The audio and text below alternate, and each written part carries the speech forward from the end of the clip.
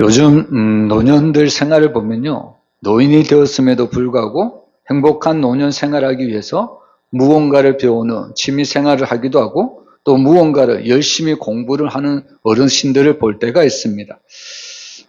이런 것들을 통해서 뭔가 행복한 삶을 영위해 보려고 하는 것인 것 같습니다. 여러분, 흔히 사람들은 무엇을 가지면 행복하다고 생각할까요? 대부분의 사람들은 돈이 많으면 행복하다. 그리고 육신이 건강하면 행복한 삶을 살 수 있다. 많은 사람들이 이런 이야기를 하고 있습니다. 물론 이런 것들도 있어야 우리가 진정한 행복을 우리가 누릴 수 있겠지만, 근데 성경에서 말하는 진짜 행복은요, 바로 옆에 있는 사람으로부터 행복이 온다는 것을 우리에게 말씀하고 있습니다. 내가 아무리 많은 재물을 가진다고 할지라도, 또 내가 아무리 많은 좋은 건강을 가졌다고 할지라도 함께 누릴 사람이 없다면 그것은 진짜 행복이 아닙니다. 그러면 반대로 불행은 어디서 올까요? 불행도 똑같죠? 행복도 내 옆에 있는 사람으로부터 오지만 불행도 내 옆에 있는 사람으로부터 시작된다는 것을 우리가 부인할 수가 없습니다. 결국 행복과 불행이라는 것은요, 바로 사람 관계 사이에서 온다는 것을 우리에게 말씀하는 내용입니다. 그래서 오늘 말씀 제목이 바로 행복한 생활입니다. 여기에는 바로 행복한 가정생활, 행복한 교회생활, 행복한 사회생활이 다 포함되는 말입니다. 그래서 오늘 우리는 본문을 통해서 어떻게 하면 행복한 생활을 할 수 있을까? 우리가 말씀을 통해서 우리가 알아봤으면 좋겠습니다. 우리가 잘 알듯이 하나님은 바로 6일 동안 세상을 창조하셨습니다. 6일 동안 하나님은 세상을 창조하셨을 때 그 누구도 손을 댈 필요가 없을 정도로 하나님은 완전하게 완벽하게 6일 동안 세상을 만드셨습니다. 여러분, 사람이 만든 예술품을 바로 사람이 봐도 그 정말 감탄을 마지 않는 경우가 너무 많습니다. 근데 하물며 하나님이 세상을 만드셨다. 사람이 만든 작품도 그렇게 감탄하는데 하나님이 만드신 작품을 보고 우리가 감탄을 해야 되지 않을까요? 여러분, 하나님의 창조물 중에 가장 걸작품은 무엇일까요? 그것은 뭐니 해도 하나님이 만드신 가장 걸작품은요, 사람이라고 우리가 인정할 수밖에 없습니다. 왜냐하면 사람 안에는 하나님의 형상이 들어가 있기 때문입니다. 결국 사람이란 존재는 위로는 하나님과의 관계에서 행복이 오고요, 그리고 옆으로는 사람들의 관계에서 행복이 온다는 것을 우리에게 말씀하고 있습니다. 오늘 본문 내용을 보면 하나님이 만든 모든 창조물에는 또 모든 생물에게는 암수 짝이 있었습니다. 근데 인간은 어떨까요? 오늘 여기 보면 인간은 아직까지는 혼자입니다. 아담이 자기에게 나온 모든 생물들에게 이름을 지어줍니다. 근데 가만히 보니까 이 동물들에게는, 생물들에게는 다 암수 짝이 있습니다. 근데 누구만 짝이 없냐면 아담만 짝이 없습니다. 그래서 어떻게 보면 완전한 천지 창조에 바로 점이 하나 빠져 있는 것을 오늘 하나님은 아담을 깊이 잠드시고 결국에 그의 갈빗단으로 아내를 만드심으로 하나님은 진짜 완벽한 천지 창조의 마침표를 찍는 것이 바로 오늘의 본문입니다. 흔히 세상은 천상천하 유아독존 이런 이야기를 하고 있습니다. 근데 이제 여러분, 나 혼자 사는 것이 행복한 세상이 아닙니다. 행복한 세상은요, 슬픔도 같이 나누고 기쁨도 같이 나눌 사람이 있어야 합니다. 그래서 오늘 우리는 말씀을 통해서 행복한 가정생활, 행복한 교회생활, 행복한 사회생활 하기를 주의 이름으로 축원합니다. 첫 번째로 보면 행복한 생활은 내 곁에 있는 사람을 돕는 자라고 여긴다고 말씀합니다. 우리 18절 우리 한번 같이 읽어보겠습니다. 여호와 하나님이 이르시되 사람이 혼자 사는 것이 좋지 아니하니 내가 그를 위하여 돕는 배필을 지으리라 하시니라. 우리는 흔히 누가 누구를 돕느냐면 강한 자가 약한 자를 돕는다 이렇게 이야기하고 있습니다. 근데 오늘 하나님은요, 아담이 돕는 자가 아니라 바로 하와가 돕는 자다, 여자가 돕는 자다, 돕는 배필로 만들으셨다 이렇게 이야기하고 있습니다. 여러분, 세상에는 남자가 강할까요? 아니면 여자가 강할까요? 겉으로 보면 남자가 강한 것 같죠? 근데 사실 남자보다 훨씬 강한 분이 바로 여자입니다. 여러분, 세상에서 가장 강한 이름이 있는데요, 그 이름은 바로 엄마라는 이름입니다. 여러분, 엄마는 평소에는 곧 부러질 것 같은 연약한 가지이지만 어떤 일이 발생하면요, 곧바로 바로 저돌적으로 행동하는 분이 바로 엄마라는 이름을 가진 여성입니다. 여러분, 자식이 위험에 처한 상황이면 엄마는 자기 목숨을 돌아보지 않습니다. 오히려 자기 목숨을 잃을지언정 자식을 구해내는 것이 바로 엄마라는 이야기입니다. 또한 남편이요, 그렇게 속썩여도 엄마의 마음은 어떠한지 아십니까? 아내의 마음은 어떨까요? 남편이 그렇게 속썩여도 아내의 마음은 내가 큰아들 키우는 셈치지, 이런 넓은 마음을 가지고 남편을 품어준다는 이야기입니다. 그래서 오늘 성경대로 보면 하나님은 바로 아담을 하와에게 돕는 자로 만든 것이 아니라 바로 하와를 아담을 돕는 자로 바로 만드셨다는 이야기입니다. 그럼 우리가 여기서 살펴봐야 될 것이, 여러분, 하나님은 바로 여자만 남자를 돕는 자로 만드셨을까요? 여러분, 그것이 아니라 지금 하나님은 내 곁에 있는 사람들을 바로 나를 위해 돕는 자로 보내셨다는 사실을 우리가 잊어서는 안 됩니다. 항상 내 옆에 있는 분들을 하나님은 나를 돕는 자로 바로 천사로 보내주셨다는 이야기입니다. 내 옆에 있는 사람들이 힘이 있든 힘이 없든 큰 자든 어린 자든 하나님이 바로 내 옆에 있는 자들을 나를 돕기 위해서 하나님이 보내주셨다는 이야기입니다. 여러분, 그 쉬운 예로, 여러분, 우리 가정 중에 누가 가장 약할까요? 우리 가정 중에는 바로 어린 자녀가 제일 약합니다. 근데 사실 어린 자녀가 부모에게 얼마나 큰 도움을 주시는지 아십니까? 여러분, 사실 오늘 저도 그렇고 우리 여기 앉아있는 분들도 그렇고 이제 계속해서 나이가 들어갔고 점점 늙어지는 일들만 있습니다. 근데 노인들도요, 늙어지는 것만 아니라 노인들도 젊어질 때가 있습니다. 언제인지 아십니까? 여러분, 노인들도 손주를 보면요, 손주를 보면 점점 젊어지는 것을 볼 수 있습니다. 가끔씩 아버지 학교를 제가 참석해 보면요, 정말 그 자신도 아버지지만 자기 아버지에게 받은 상처 때문에 정말 자기 아버지만큼은 용서하지 못한다는 그런 분들의 고백이 너무나도 많습니다.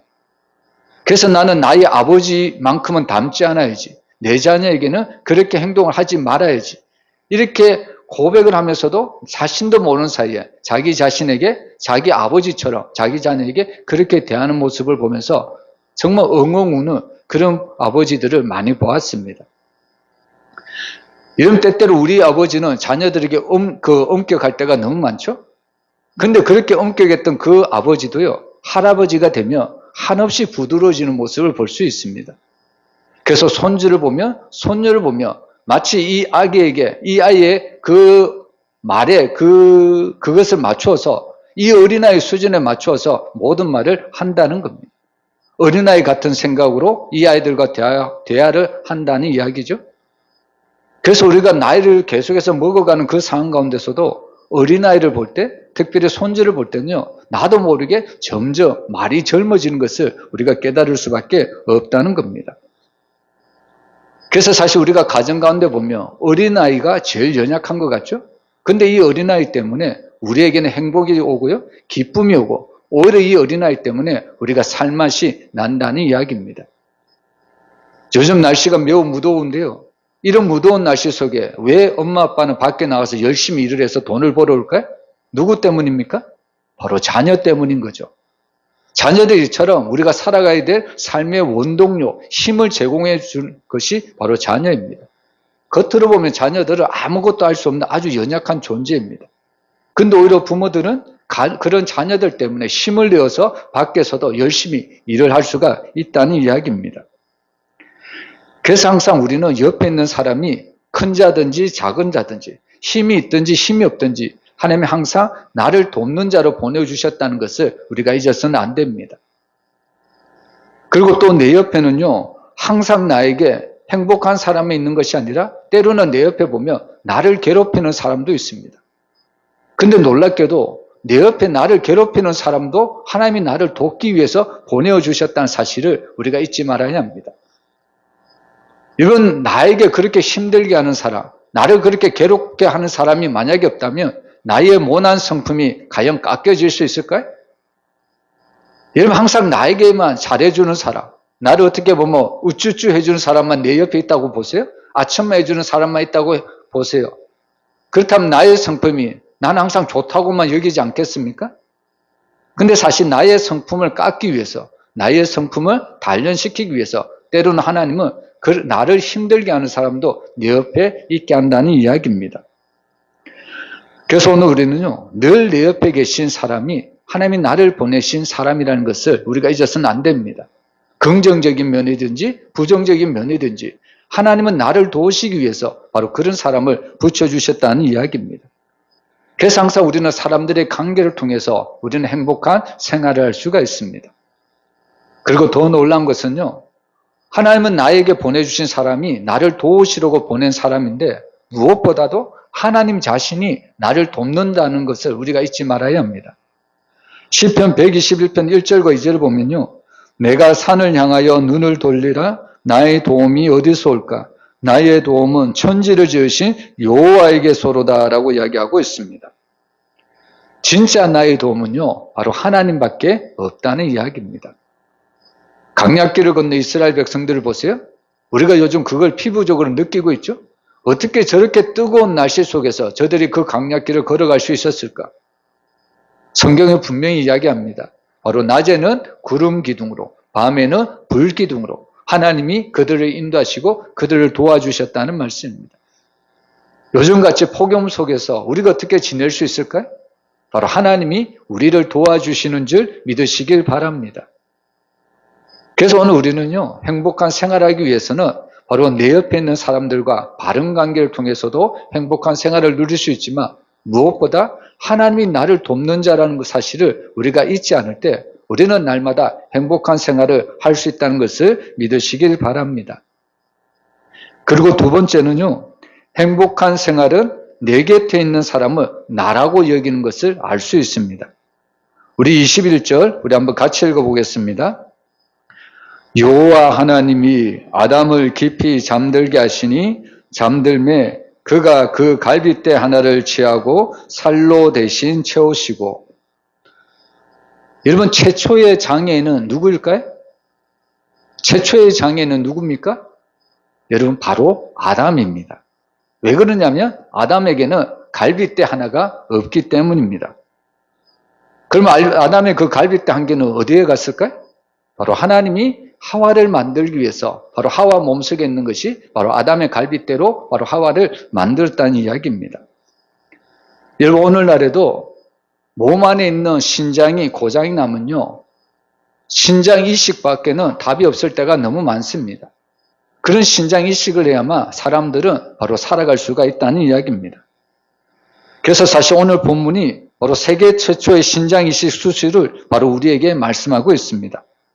여기서 보듯이 바로 이 신장 수술 집도인은 하나님이시죠.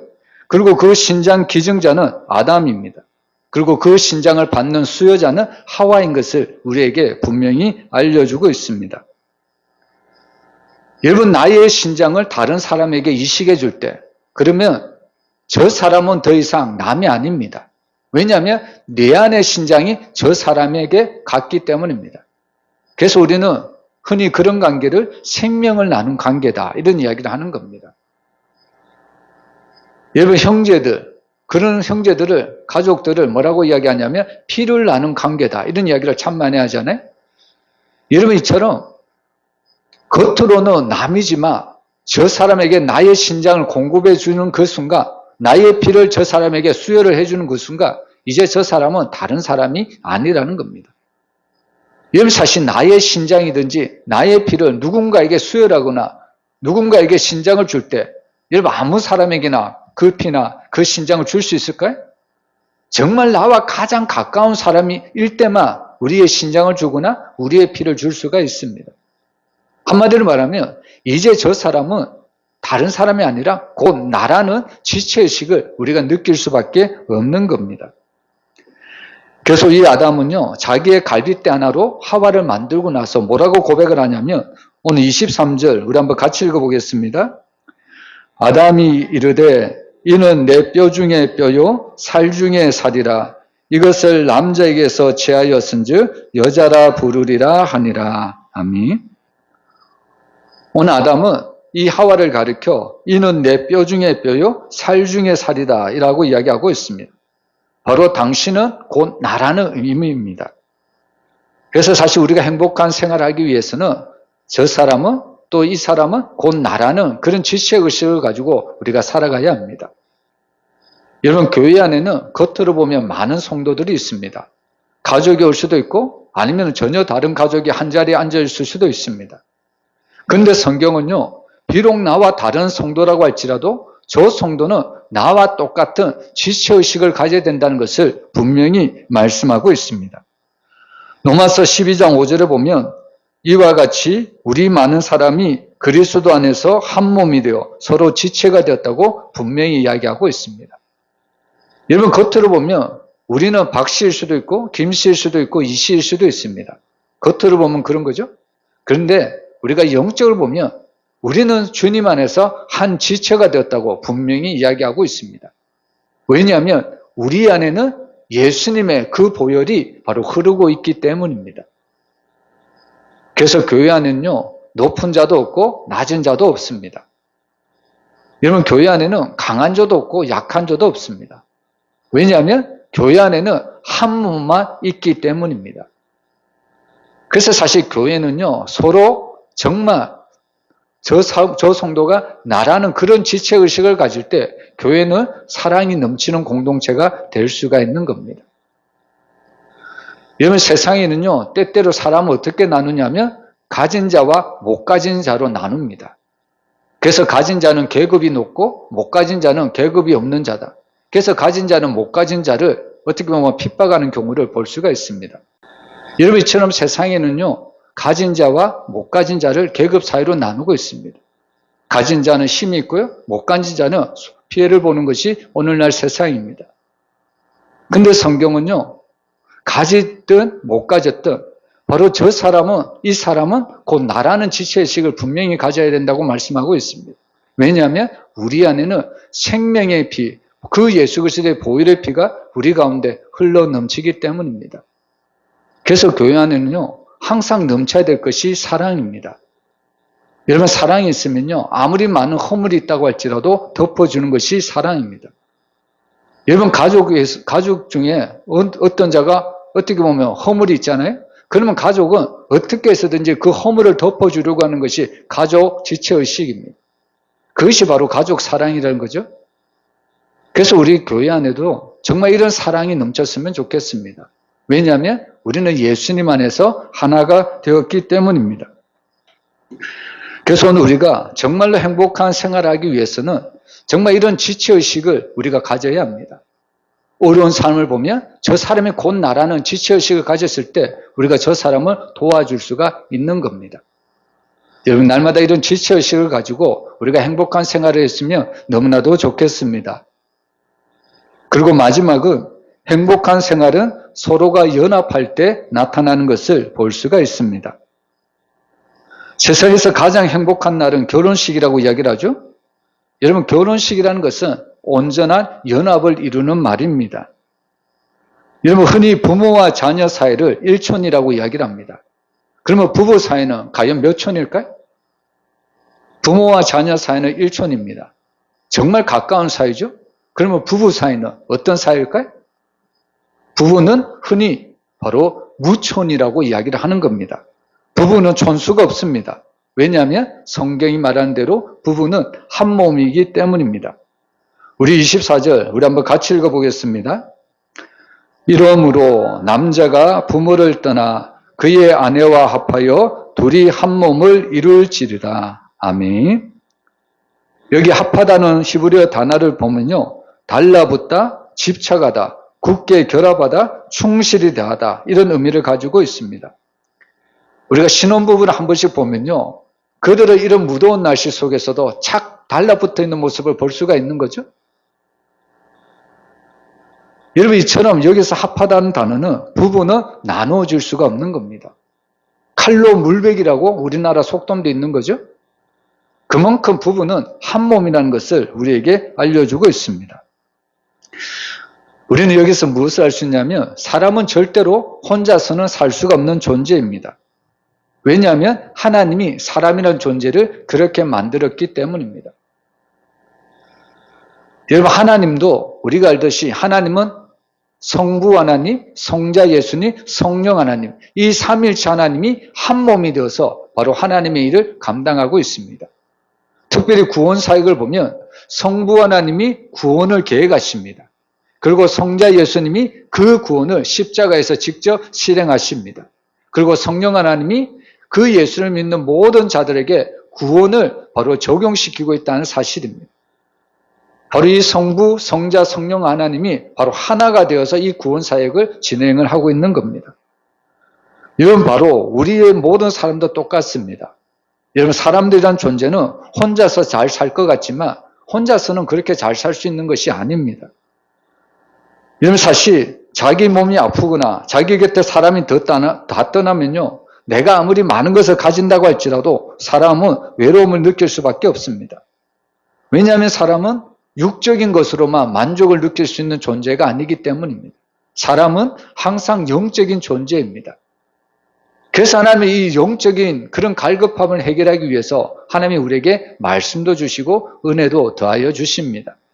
그래서 하나님은 하나님과 사람을 통해서 온전한 연합을 이룰 때 하나님은 우리에게 정말로 정말 필요한 그런 은혜와 하나님의 사랑을 베풀고 있다는 이야기입니다. 여러분, 우리가 요한복음 15장 5절 말씀 우리 한번 같이 읽어보겠습니다. 나는 포도나무요 너희는 가지라. 그가 내 안에 내가 그 안에 거하면 사람이 나를 떠나서는 너희가 아무것도 할 수 없습니다. 여기 보면 포도나무를 예수님이라고 비유를 하고요, 가지는 우리 성도 사람이라고 이야기하고 있습니다. 가지가 열매를 맺으려면 어떻게 해야 됩니까? 가지 스스로 자기가 잘났다고 포도나무에서 떨어져 나오면 가지가 열매를 맺을 수 있나요? 저는 그런 가지를 한 번도 본 적이 없습니다. 여러분, 가지는 잘났든 못났든 나무에 붙어 있어야만 크든 작든 열매를 맺을 수가 있는 겁니다. 마찬가지로 우리 성도들이 정말 신앙의 열매를 맺으려면, 구원의 열매를 맺으려면 우리 스스로는 할 수가 없습니다. 바로 포도나무이신 그 예수님께 우리가 붙어 있어야만 우리는 구원의 열매를 맺을 수 있다는 것을 믿으시길 바랍니다. 그래서 우리가 예수님께 붙어 있다는 것은 온전한 연합을 이야기하는 겁니다. 여러분, 우리가 줄다리기라는 것을 우리가 한 번씩 해볼 때가 있죠? 여러분, 줄다리기를 할 때 누가 이길까요? 겉으로 보면 힘이 많이 센 사람들이 많이 모여있으면 줄다리기는 이길 수 있다, 그런 생각할 때가 참 많죠? 근데 사실 줄다리기는요, 연합을 강조하는 경기입니다. 비록 힘이 적을지라도 정말 그 구룡 소리에 맞춰서 영차 힘을 하나로 합한다면, 연합을 잘한다면 힘이 적을지라도 힘이 큰 자들을 이겨낼 수 있는 것이 줄다리기 경기입니다. 그래서 사람이라는 존재는 혼자서 행복한 생활하는 것이 아니라 하나님과 또 사람과의 온전한 연합을 이룰 때 우리는 행복한 가정생활, 행복한 교회생활, 행복한 사회생활 이렇게 할 수가 있다는 이야기입니다. 그래서 오늘 성경은 우리에게 세 가지로 이야기를 하는데요, 바로 하나님은 우리에게 보내주신 사람을 돕는 자로 여길 때, 또 내 곁에 있는 사람을 나라는 지체의식을 가질 때, 또 내 곁에 있는 사람과 하나님과 온전한 연합을 이룰 때 우리는 행복한 생활을 할 수 있다. 하나님은 분명히 우리에게 가르쳐주고 있습니다. 여러분, 하나님은 아담과 하와를 만드시고 에덴이라는 복된 동산에서 행복하게 살게 하셨습니다. 여러분, 이 모습은 장차 우리에게 하나님께서 예표하는 말씀입니다. 이 에덴 동산은 창세기에만 있었던 것이 아니라 하나님은 장차 우리에게도 이 에덴 동산과 같은 아름다운 동산을 허락해 주실 것을 계시록을 통해서 말씀하고 있습니다. 우리 계시록 21장 2절 말씀 우리 한번 같이 읽어보겠습니다. 또 내가 보매 거룩한 성 새 예루살렘이 하나님께로부터 하늘에서 내려오니 그 준비한 것이 신부가 남편을 위하여 단장한 것 같더라. 여러분, 에덴 동산에 있는 아담과 하와, 그들은 죄를 짓기 전에는 정말로 행복한 생활을 그들은 누렸을 겁니다. 근데 우리가 알듯이 그들의 교만, 하나님이 명하신 그 말씀에 불순종함으로 죄가 들어오고 결국에 인생은, 이 세상은 고통 가운데 빠져들 수밖에 없었습니다. 근데 하나님은 그런 고통 속에 살아가는 사람들에게 다시 한번 이 창세기에 나오는 죄가 없는 에덴 동산과 같은 하나님의 새로운 도성을 우리에게 허락해 주신다고 분명히 약속하고 있습니다. 그래서 오늘 말씀을 보면요. 또 내가 보매 거룩한 성 새 예루살렘이 하나님께로부터 하늘에서 내려오니 그 준비한 것이 바로 신부가 남편을 위하여 단장한 것 같더라라고 이야기하고 있습니다. 바로 오늘 이 거룩한 성 예루살렘은 바로 신랑 되신 예수님을 믿는 모든 성도들에게 바로 신부인 바로 이 성도들 위해서 하나님의 거룩한 도성, 바로 새 예루살렘, 창세기에 나오는 그런 복된 에덴 동산을 우리에게 장차 주어질 것이라고 약속하고 있습니다. 그래서 오늘 우리는요, 정말 행복한 생활을 하려면요, 항상 교회 중심으로 신앙생활을 해야 합니다. 요즘 많은 사람들이 이제 여름이 되면 많은 사람들이 피서를 떠나더라고요. 휴가를 떠납니다. 그래서 요즘 가끔씩 시장에 가서 뭔가 좀 사 먹으려고 나가보는데요. 시장이 거의 반 이상은 비어 있습니다. 왜 그럴까 봤더니 휴가를 갔더라고요. 이처럼 많은 사람들은 더우면 또 여름철이 되면 많은 곳으로 휴가를 떠나는 곳을 볼 수 있습니다. 근데 저는 단언하지만 우리에게 있어서 가장 안전하고 가장 편하고 가장 좋은 그 휴가처는 주님 품 안인 줄 믿으시길 바랍니다. 그래서 찬송가 가사에 봐도 주 날개미 내가 편안히 쉬네. 여러분 이 고백이 우리들의 고백이 되었으면 너무나도 좋겠습니다. 날마다 주님 안에서 교회 안에서 또 우리 사랑하는 가정 안에서 날마다 이런 행복한 생활을 하시기를 주의 이름으로 축원합니다.